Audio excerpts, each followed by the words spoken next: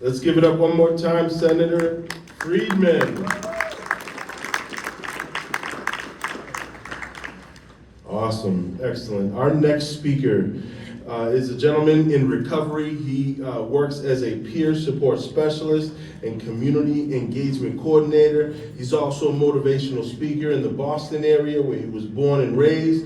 Through his journey, he's faced many challenges: substance use disorder, incarceration, homelessness, mental health issues, and trauma. He has also been able to overcome challenges with his focus on recovery and spirituality and many pathways to recovery. He has turned his pain into purpose and his purpose into passion, and finds nothing more fulfilling than being a changed man, and he wants to see others changed as well. Put your hands together. Let's welcome Lovely Harvey.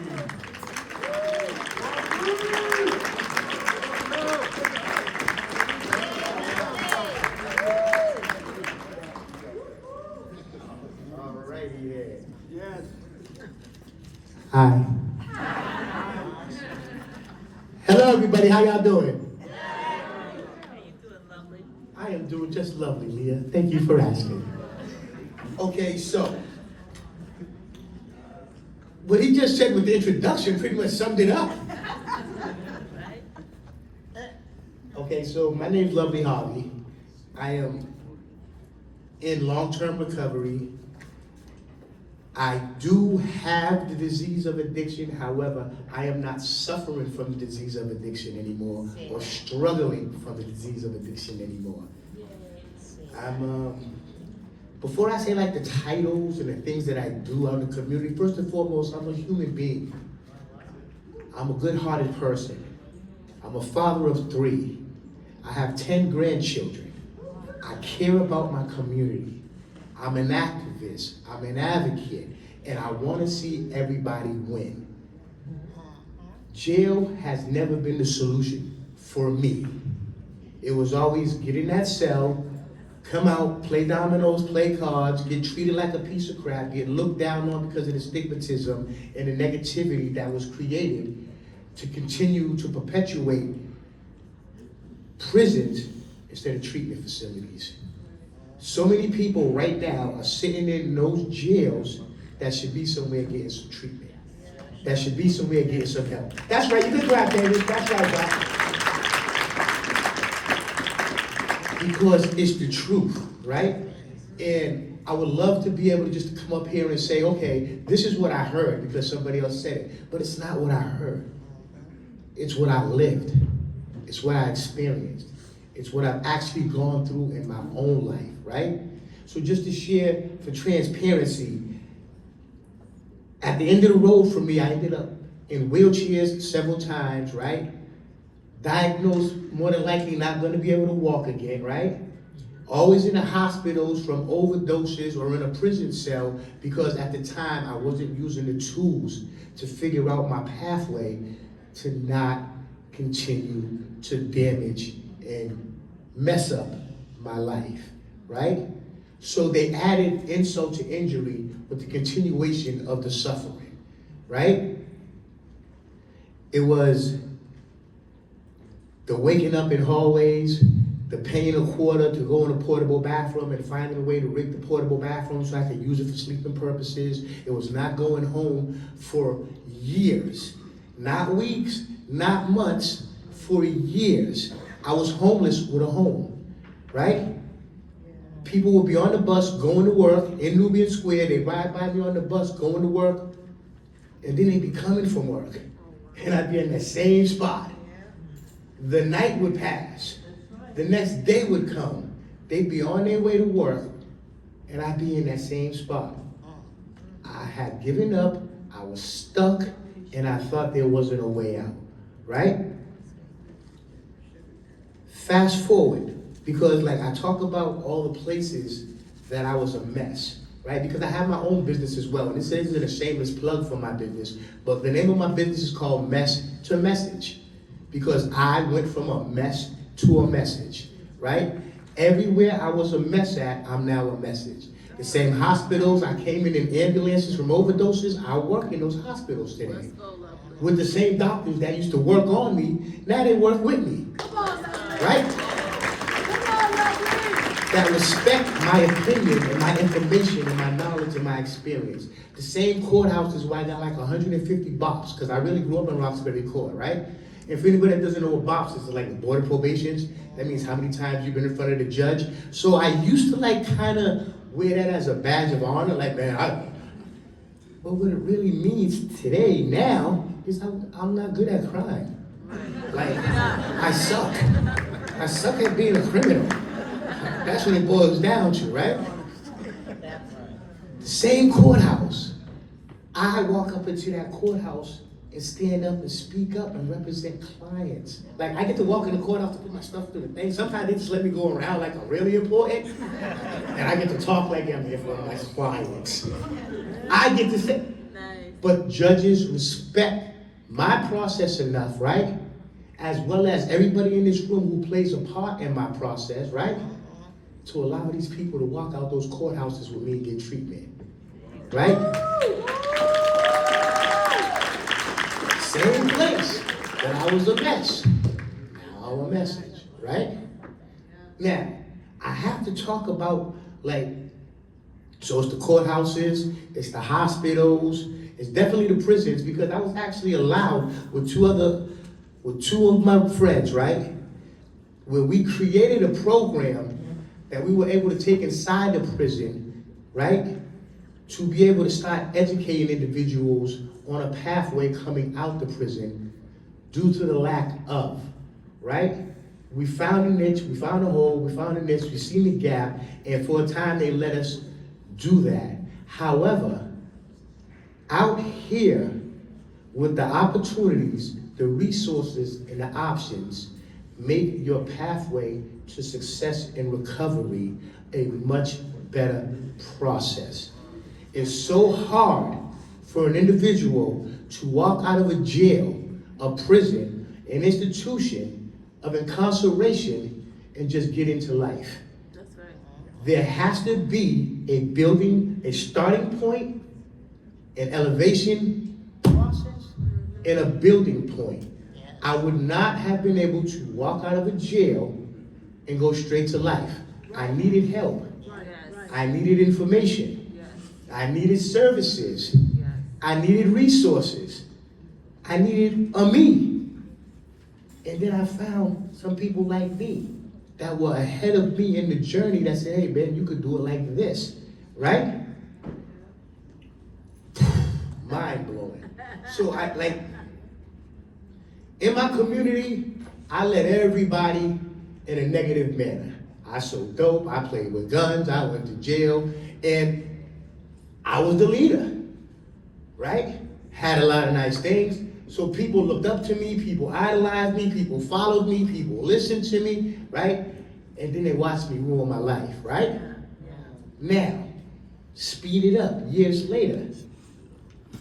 I have a lot of nice things. Actually, I got some better things, right? But I didn't do it in the streets. I did it on the sidewalk. I took that same energy that was going 100 miles this way with negativity and applied it in this direction with the positivity to still be the hope. I say it all the time. I went from selling bags of dope to selling bags of hope. I just give out the bags of hope. It's the hope for me. It's to be an example in my community that you don't have to sell dope, you don't have to play with guns, and you don't have to continue to spend the rest of your life in jail, especially due to an illness that you need some help and services and resources for in order to get your life in a better place. My life is in a better, actually my life's amazing. Your life is amazing. And somebody every day looks at me and says, damn, if he can do it, That's right. I can do it. And guess what? I want everybody to win. So you know what I say to everybody? Yo, man, you already know my story. If I can do it, you can do it. I take pride in going from a mess to a message because that's going to be the hope that somebody else that doesn't have it in them yet to be able to hold on to and say, hey, man, if this dude got it together, there's hope for me. suffering in a cell, not having a plan, right?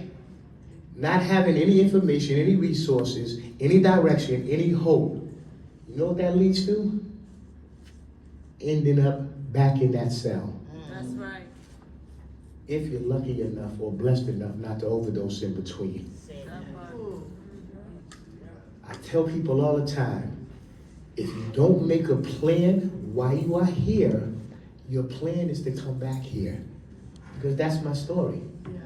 My plan was always to come back to jail. And then people look at me sideways like, what do you mean your plan was to come back to jail? Okay, so let me explain. I never looked in the mirror and said, you know what? When I leave, I'm coming back to jail. However, my criminal addictive thinking and behavior, coupled with the disease of addiction and wanting to get that next one, my plan was always to do something that brought me back to jail. Come on, lovely. I'm not just substance free today. I haven't sold drugs in 5 years. Yeah, that's right. I haven't. That's right. I haven't played with weapons. I haven't hurt nobody or gotten hurt. I'm the help guy.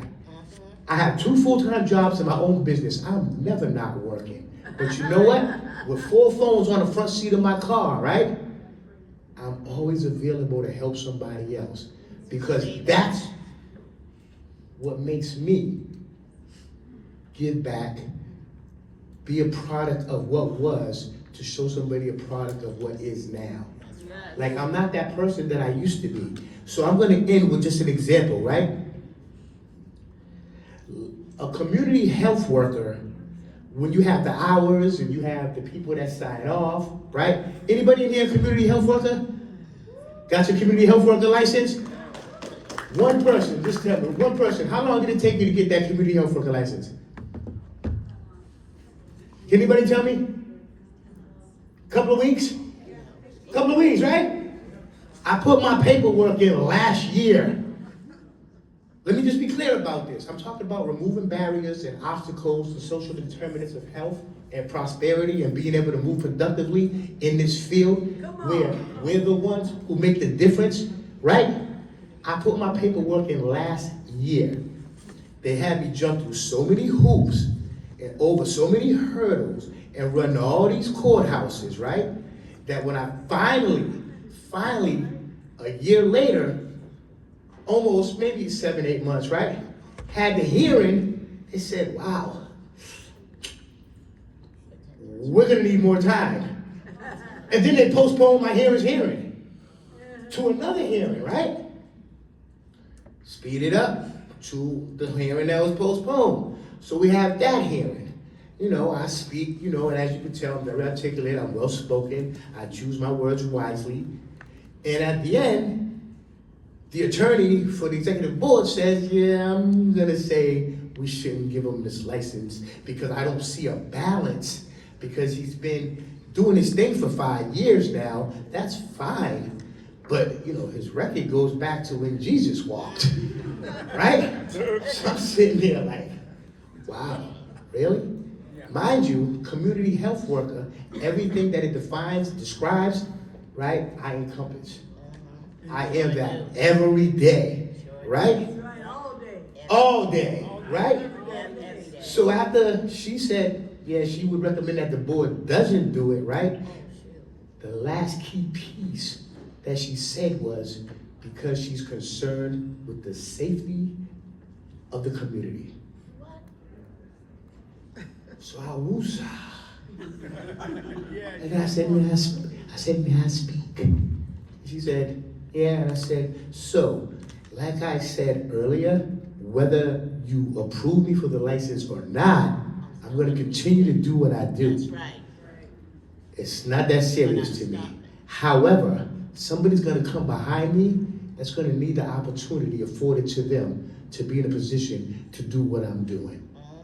And as far as the safety in the community, I'm sitting in my car right now on this Zoom meeting with y'all in the middle of Nubian Square, where there's gangbangers here, there's people getting high here, there's people selling drugs here. I'm working right now, multitasking, getting 2 people a detox bed as we speak. I am the safety in my community today.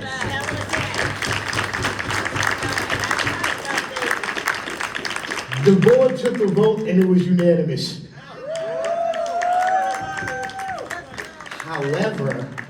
However, somebody's gonna come behind me that shouldn't have to go through all that. And can't. What about the discouragement? What about the giving up? What about the this ain't for me now? Or what about nobody believes? Because the stigmatism is real. We get stamped, we get titled, we get tagged, and people hold on to that, right? And they can't seem to find their way looking past that, and they continue to put these roadblocks, these barriers, these obstacles in front of the help. Like nobody in this room is out to hurt nobody. The preventative measures that are taken sometimes to keep us from actually being productive, right? And produce good fruit with the services that we provide, it's mind-blowing that the rest of the world is not caught up yet. And now I'm getting that sign over there from the Sandman at the Apollo, and I could go on forever. I got some stories to tell. However, I'll tell you next time. Come on, boom, over there in the peanut gallery. I knew it was coming, Tavis. I knew it was coming. So I just want to say thank you more for having me. Thank you everybody for listening. And it doesn't matter what organization you're from here tonight, continue to do the good work that you're doing. And continue to be the advocates for change and help and positivity that you are. Because whether you know it or not, whether you believe it or not, or whether you don't feel it sometimes, you wake up in the morning, you are making a difference. Thank you very much.